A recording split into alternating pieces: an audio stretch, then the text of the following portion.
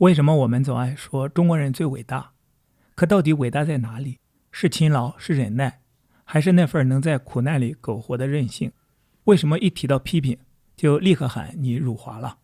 可是，逃避问题、拒绝反思的民族，真能靠伟大二字继续前行吗？还是我们早已把虚构的自我感动当成了民族光荣？我们到底在捍卫尊严，还是在逃避真相？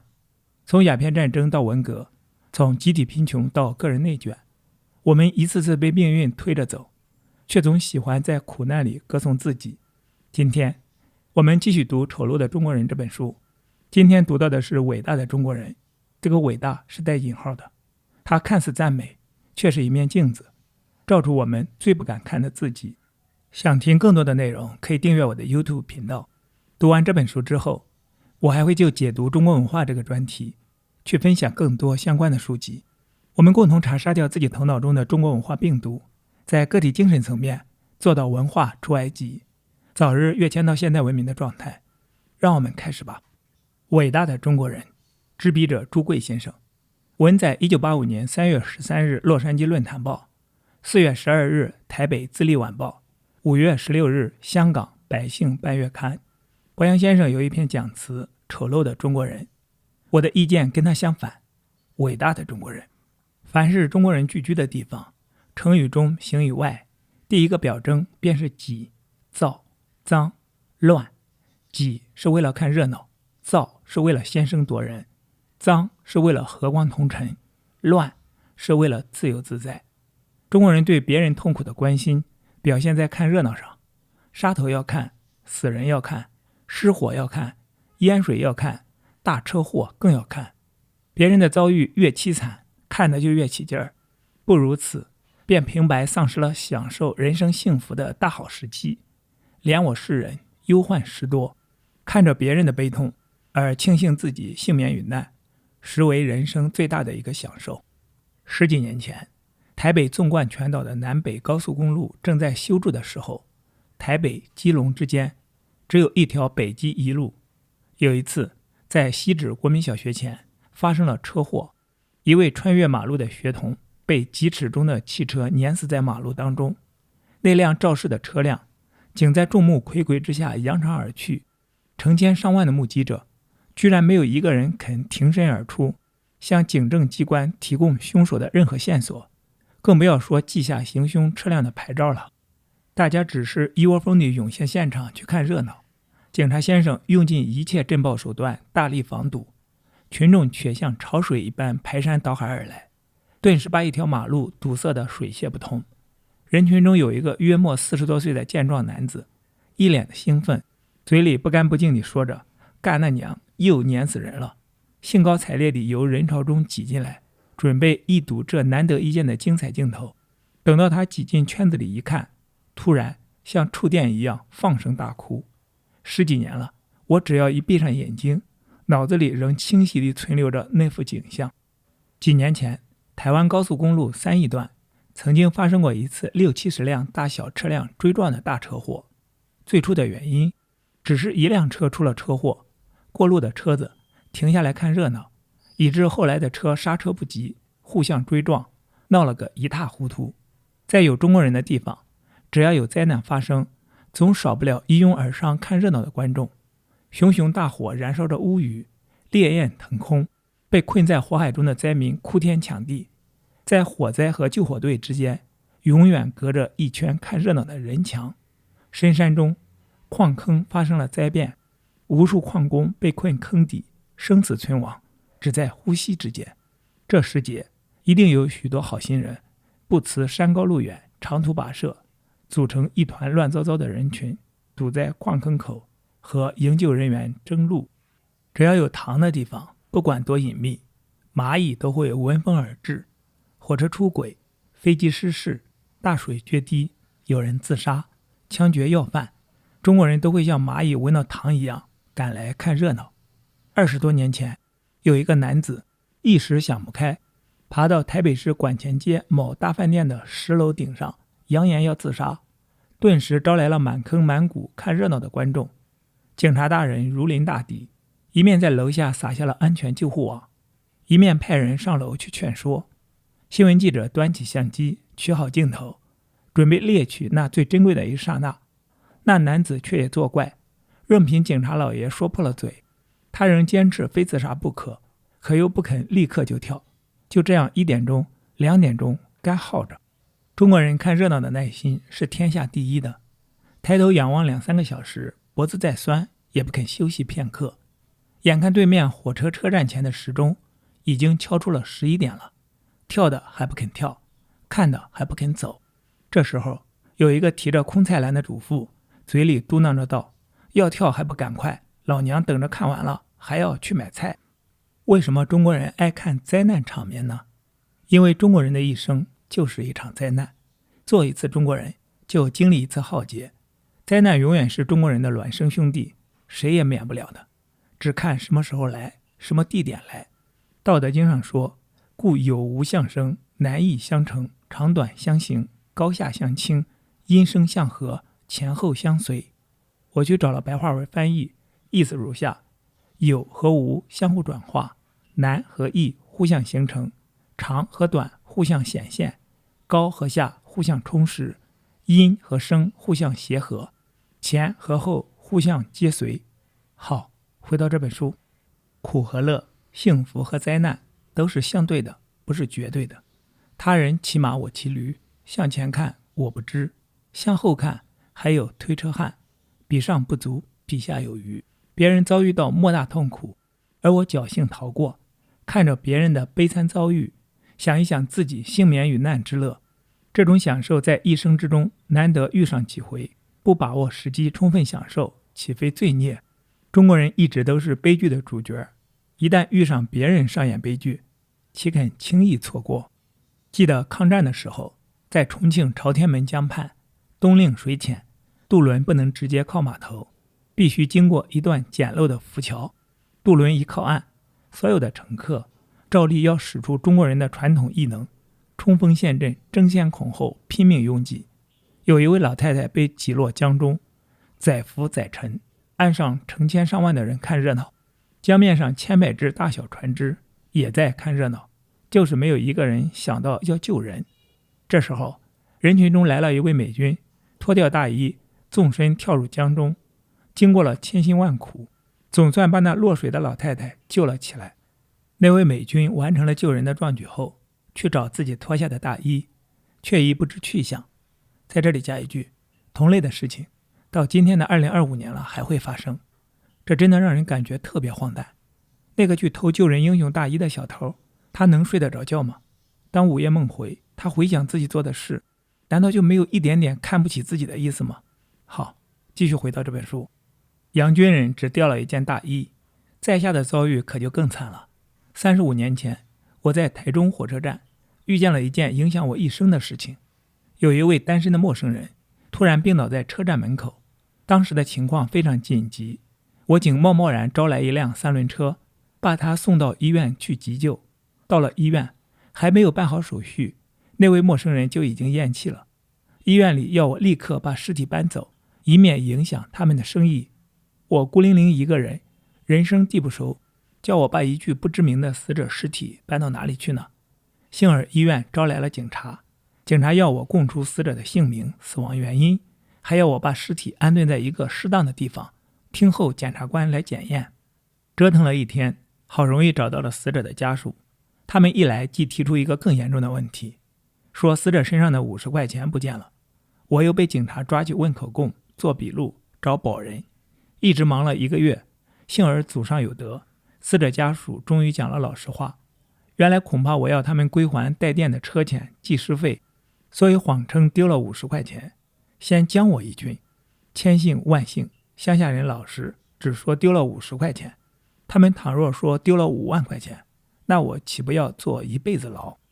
中国人对别人的苦难，以明目张胆、兴高采烈地看热闹的方式激起同情；对于别人的成就和幸福，则以讳莫如深、极端隐秘、极端恶毒的嫉妒心待之。宽宏大量的中国人，绝不能容忍相识的人比自己强，尤其同是苦难队伍中的难友，绝不能容忍其中任何一份子脱离苦海。所谓见不得穷人米汤碗上起皮，大家都穷得喝米汤熬日子，万一有人多弄了点米，米汤煮得稠了些，碗面上居然结了一层薄皮，这可不得了了，是可忍孰不可忍，非把它整垮不可。大家都吃阳春面，快快乐乐，相安无事。一旦情况改变，我只能吃肉丝面，你居然大吃排骨面，那我这日子怎么能过？己饥人饥，便不觉其饥；己腻人腻，便不觉其腻。跳井也得找个垫背的。在中国人的社会里，从失败者的口中可知，成功者永远欠失败者的情。老朋友绝不能做成功者的好部属，成功者也绝不会用老朋友做部属。陈涉杀尽火役旧友，双方都有杀身致死之道。中国是一个没有英雄崇拜的民族，中国人崇拜的都是失败的倒霉鬼。关老爷大意失荆州，才被人焚香膜拜；楚霸王因自刎乌江，才被推为英雄盖世；诸葛亮鞠躬尽瘁，才被尊为妙算如神。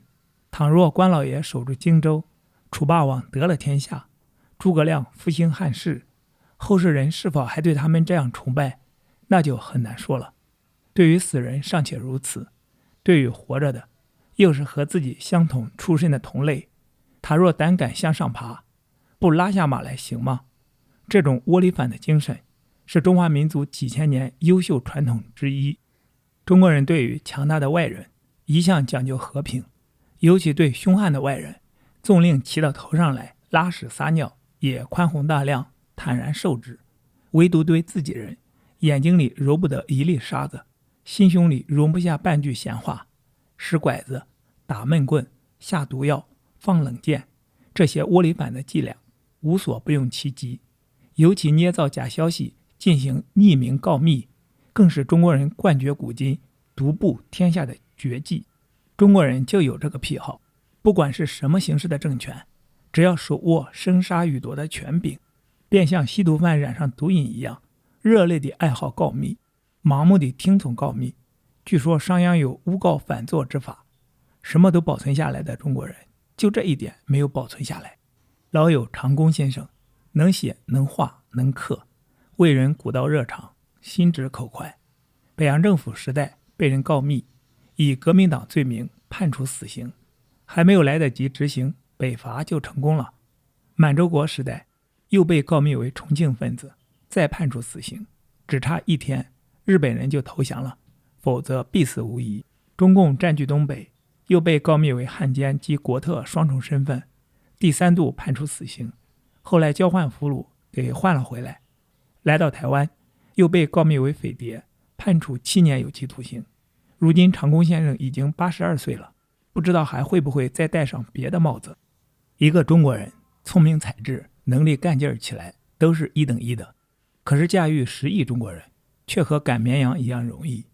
你只要让他们同样的吃苦，同样的受气，但他们准能吃别人所不能吃的苦，受别人所不能受的气。比赛吃苦受罪，含垢忍辱，中国人一定得冠军。他们也只会这些，此外便只有被人用皮鞭在后面抽着，聚集成千上万像蚂蚁一样的奴工役，修长城、挖运河，千万不能试图改善他们的生活。最聪明的办法，耐心倾听他们的诉苦，做出一副如同深受的同情状，这样就已经足够了。中国人打破锅大家都没有饭吃的事，人人会做；大家拾柴火焰高的事，却觉得划不来。电影院上映孤儿寡妇穷途潦倒的悲惨镜头，满座观众一把鼻涕一把眼泪此起彼落，满场尽是唏嘘声，好像银幕上演的就是观众深受的一样。此时的中国人把人饥己饥、人溺己溺的同情心发挥到了极致。电影演完散场了，走出场外，就在路边躺着残废的儿童、衰病的老人，哀哀求泣，还红着眼睛的那些好心人士，却昂然而过，视若无睹。这就是中国人，生活在2个世界，永远有着双重人格。一个是理想的世界，充满了仁义道德，人人都讲究忠孝节义；一个是现实的世界，充满了战争、饥饿、痛苦、死亡，人与人之间拼杀的你死我活，汤尧禹舜当不得一个烧饼。诗云子曰：下不了锅，煮不了饭，修齐治平是别人家的事，肚子饿了只有自家知道。中国到底是个古老民族，有5000年历史文化，也有5000年困苦生活的实际经验。古圣先贤给我们留下了一套做人应该如何的理论，5000年艰苦生活磨练出一套要人如何做才能活下去的宝贵经验。理论上应该这样做才算正常，事实上必须那样做才有活命的希望。理想和现实永远相反，既不能放弃理想，又不能不顾及现实。于是只有分别生活在理想和现实两个世界中，一身具备了双重人格。理想世界里的中国人讲道德说仁义，具备了忠孝仁爱信义和平等一切美德。现实世界里的中国人一直在饥饿边缘挣扎，在生死边缘徘徊。人生第一件大事无过于保命，尔虞我诈，苟且偷生。只要能够保命，没有什么事不能干的。理想世界的做人道理是说给别人听的，现实世界的作为是自己实践的。所以你永远不能从中国人语言中猜出他的意向。他说他最讨厌客套，你可不能有丝毫随便。他说他今天不想讲话，那你就非请他讲话不可。要只是这样，那也简单，我们给他来个反其道而行不就可以吗？其实又不然，中国人讲话有的时候是反话，有的时候又是当真的，你就是他肚子里的蛔虫，也无法了解他的真正意向。老张和老王是老朋友，老张的大儿子结婚，没有给老王下帖子，这下老王可抓住理了。事后碰见老张，气势汹汹地兴师问罪：你瞧不起人是不是？怎么儿子结婚也不通知一声？小孩子的事不敢劳动大驾。什么话？咱们是什么交情？怎么能不通知一声？对不起对不起，下个礼拜老二结婚，无论如何一定请赏光。啊？哎。于是老王到处宣扬，老张接连借儿子结婚为由大收随礼，还偷偷向人事行政局密告老张违反公教人员10大革新规定。中国的先哲把人抬得太高了，对人的要求也太苛刻了。他们定了许多行为规范，不是一个有血有肉人所能完全遵守的，也不是现实社会中所能行得通的。倘若谁要一板一眼地照着那些规则去做，不被人当作傻瓜，也必自取灭亡。而且他们还一口咬定不为圣贤便做禽兽，圣贤只有庙里泥塑木雕的神像才能做得到，禽兽跟人到底有些分别。人是人，虽然有做圣贤的倾向，但毕竟不是圣贤。人也有做禽兽的倾向，可也不是禽兽。人是有七情六欲的动物，人生第一件大事是要活命。几千年艰苦的生活把中国人磨练得乖巧多了。什么是最高原则？什么是最大理想？保持活命便是最大理想。中国人都希望人人急公好义，济弱扶倾，以天下事为自己分内事，起码能路见不平拔刀相助，仗义直言，主持公道。可是几千年来的实际教训告诉人民，千万不能好管闲事。好管闲事的结果，重则殒命，轻则也惹来一身麻烦。要想活命的唯一办法，就是要学乌龟，逮缩头时且缩头，个人自扫门前雪，休管他人瓦上霜。夜可养身须着己，是非干己莫劳心。除非活得不耐烦了，才去做什么惊咳孽症。在十字路口，一个骑摩托车的骑士被撞倒在马路中央，鲜血直流，危急万分。肇事者已逃得无影无踪，过往车辆都绕道而行，绝尘而去，谁也不愿惹麻烦。突然有一位好心的出租车司机路过这里，忍不住一时冲动，竟然停下来，把伤者抱上车，急送医院，并代缴保证金，总算救回了一条命。等到伤者从鬼门关被救转回来后，反咬一口，诬赖他的救命恩人就是撞他的凶手。理由很简单，要不是他撞的，彼此素昧平生，为什么平白无故把一个血淋淋的垂死伤者抱上自己的车送往医院，还代缴医药费呢？法官也相信这个理由充分，于是那位好心的司机终于得到了应有的恶报，卖了车子补偿自己救人的过失，还被判坐牢半年。在这里加一句，在中国2007年开庭的彭宇案和这个例子很相似。好，继续回到这本书。下雨天，公共汽车上挤满了乘客，车窗又关得密不透风。这时候，一个小混混在车上狂吸香烟，烟雾呛得满车乘客一把鼻涕一把眼泪，咳嗽得喘不过气来。可就没有人敢劝告那位吸烟者不要吸烟。在中国，只要一件事要侵犯到2个人以上的权利时，绝对不会有人挺身而出提出抗议。受害的又不是我一个人，别人都能忍受，我又何必强出头得罪人呢？中国人比赛忍耐的功夫是谁也比不上的。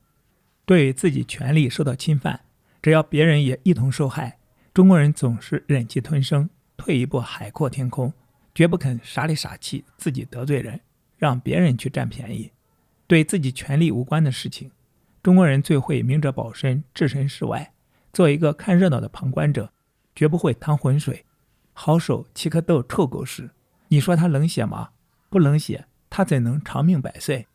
不管什么时候，做中国人永远是一种灾难。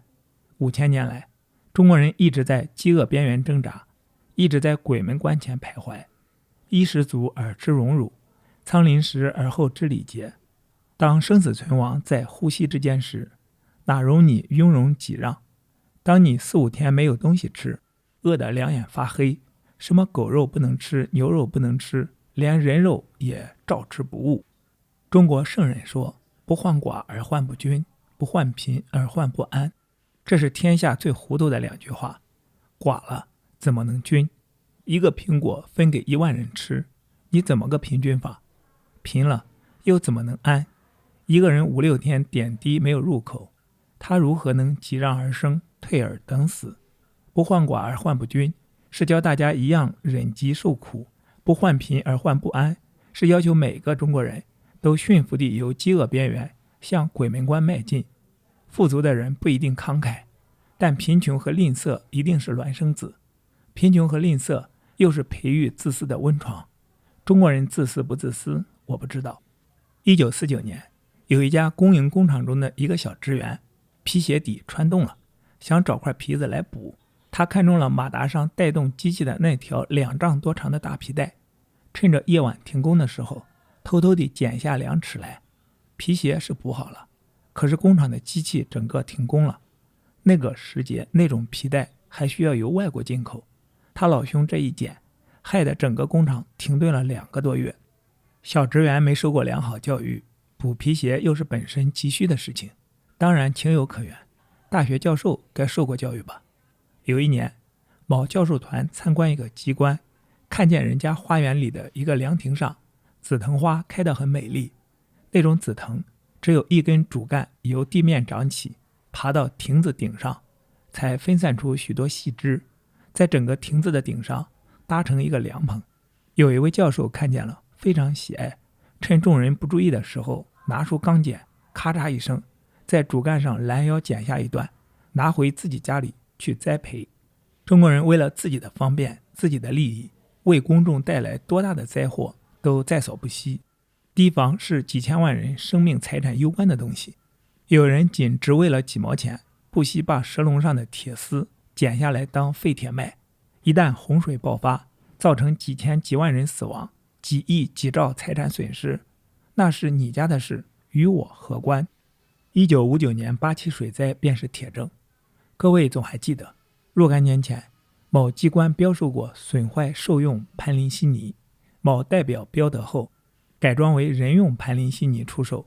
一是因注射而致死者接踵不断，后来也还是不了了之。现在市面上不是还有很多医院里的回笼塑料注射针出售吗？一部价值几千万美元的机器是公众的，我把它上面的一根钢管敲下来做手账，虽然值不得几十元，但那是我自己的，不鸣虎辞，即不配为中国人。幸而各公众场所都改用了自动门，使中国人少了一个丢人现眼的机会。在过去流行弹簧门的时候，只要是中国人通过，一脚踢开门，大步跨过去，也不向后看一眼，猛然放手，让门打到后面跟来的人的鼻子上，这就是中国人的德行。现在台湾有钱了，也开放观光旅游了，中国人又多了一个表现优良传统的机会。供应观光客的餐饮多采用自助餐方式。中国人虽然口口声声说吃亏是福，事实上却是最怕吃亏。取用食物时也不管酸甜苦辣，也不估计一下自己的胃口有多大，看见东西就往盘子里装，满盘子堆的东西足可撑死一头大象，可是实际吃的还比不上别人多，白白糟蹋了满盘子的东西。天地者，万物之逆旅。中国人把自己的国家当作旅馆，只将就着住一宿，从不做长久打算。凡事急功近利，得过且过。官不修牙，是为不让别人捡现成便宜。少不种核桃，是因为核桃要10几年才能结果实。中国人修房子所用的材料都是土木，砖瓦已经是很耐久的建材了，更不用铁石。中国人虽有几千年历史，却很少有几百年的建筑。洋人虽只有几百年历史，却到处都是比他历史还古老的建筑。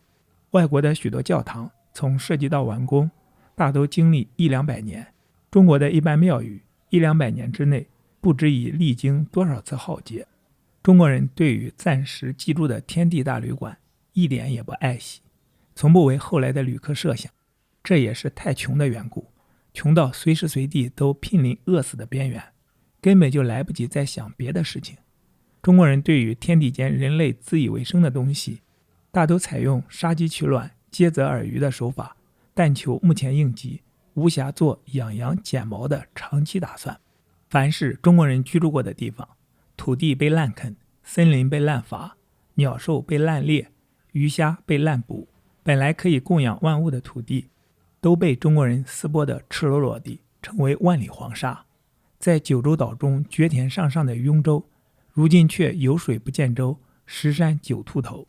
东北以及台湾所以富庶，是因为这2块土地中国人得到的最晚，自然资源还没有完全破坏干净。君子爱财，取之有道，一点都不错。人应该追求正义，也应该追求利益。义和利本来就是并行不悖的，甚至相辅相成的。可是中国有些圣人却一口咬定义和利是互相冲突的，互相不兼容的。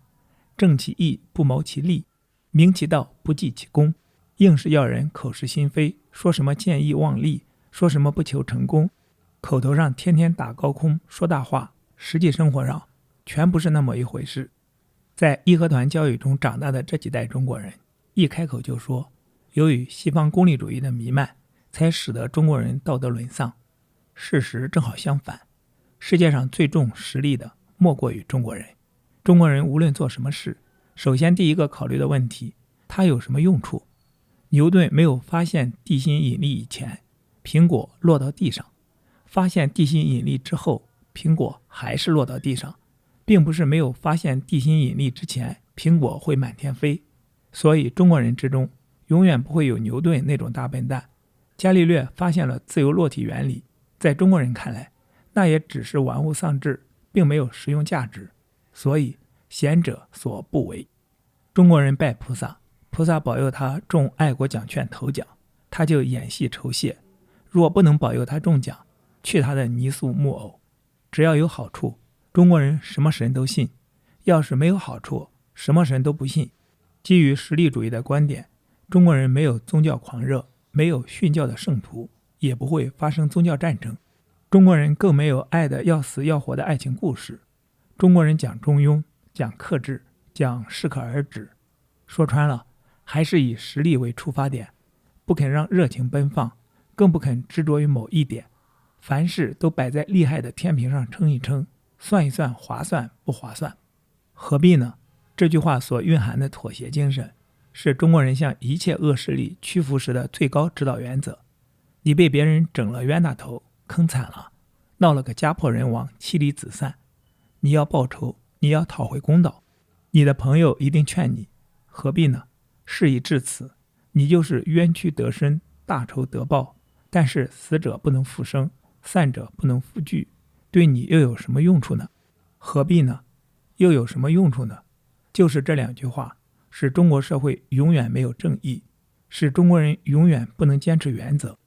在实力主义的支配下，一些冒险犯难的事业，在中国人看来都是疯子在发疯。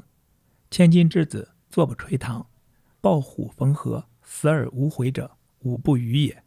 我去查了这句话的白话文，补充如下：徒手与老虎搏斗，不靠船只就渡过大河，像这样鲁莽冒失至死都不后悔的人，我不会和他在一起。好，回到这本书的内容。世界上许多冒险的事业，像高空跳伞、冲下瀑布、驾车冲火墙，那么250半吊子的事情，真正中国人是不会干的，因为他除了找寻刺激之外，没有实际的利益。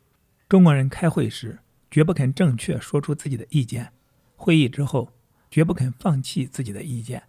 跟中国人讲道理，那只是白费。事前征询意见，人人没有意见；事情决定之后，人人都有意见。总而言之一句话，中国人永远不可能团结一条心，中国人永远不会主动去守规则，所以有中国人的地方一定就会乱。中国人永远不去想别人的感受，永远不顾别人的死活。自己说话的时候，希望全世界都听得见；自己在讲话时，以为全世界的人都在听，所以要声震屋瓦，先声夺人。只要有2个中国人在一起，就要吵死人。中国人所到之处没有不脏的，全世界有10亿以上的中国人，那能不挤、造、挤、脏、乱之外，再加上爱看热闹，却又自扫门前雪，不管他人瓦上霜，满口仁义，却又自私自利，一方面高举四海之内皆兄弟的大旗，却又天天在窝里反。总之，中国人真是一个伟大的民族，伟大的令人无法理解他在地球上怎么能生存5000年。好，今天的读书分享暂时到这里。今天我们读了伟大的中国人这个小专题，期待在下一次的读书分享中与你再相逢。